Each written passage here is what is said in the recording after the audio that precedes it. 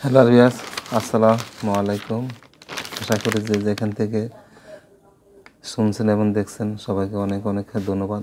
আজকের মানবকণ্ঠে একটি মর্মান্তিক ঘটনা এসেছে, তাই একটু আপনাদেরকে যারা মোটরসাইকেল এবং আমরা বাইক ব্যবহার করি আপনাদেরকে একটু সতর্ক করার জন্যে একটু বলছি, আর অন্য কিছু না।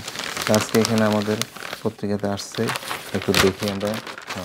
একটি ঘটনা খুবই আমাদের দুঃখ এবং আমাদের সন্তান যে আমাদের সামনে থেকে হারিয়ে যাচ্ছে, এটা অত্যন্ত ভারাক্রান্ত।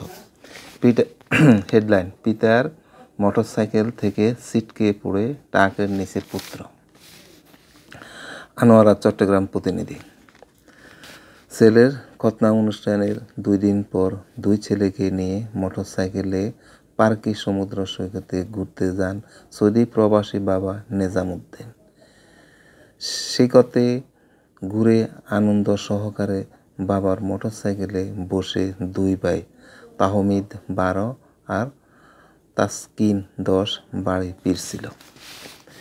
কিন্তু বাড়ির পাশে এসেই তাদের সব আনন্দ মুহূর্তে থেমে যায়।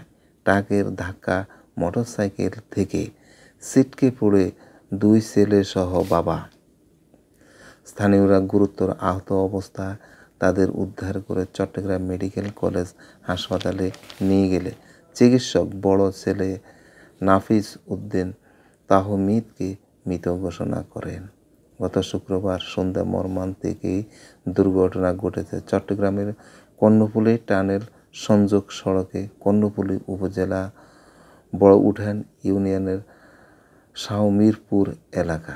নিহত কিশোর তাহমিদ পটিয়া উপজেলা জিরি ইউনিয়নের কোয়গ্রাম হাজি পাড়া এলাকার নেজাম উদ্দিনের ছেলে। তার পড়ব না, তো আপনারা অবশ্যই জেনে গেছেন ঘটনাটি অত্যন্ত মর্মান্তিক। বাবার মোটরসাইকেল থেকে ছেলে বাবার সামনে অ্যাক্সিডেন্ট হয়ে মৃত্যুর করে চলে যায়। আমরা তাদের ভারাক্রান্ত হৃদয়কে শুধু সান্ত্বনার কথায় জানবো আর দোয়া করবো, এই ছাড়া আর আমাদের কাছে কিছু আর নেই।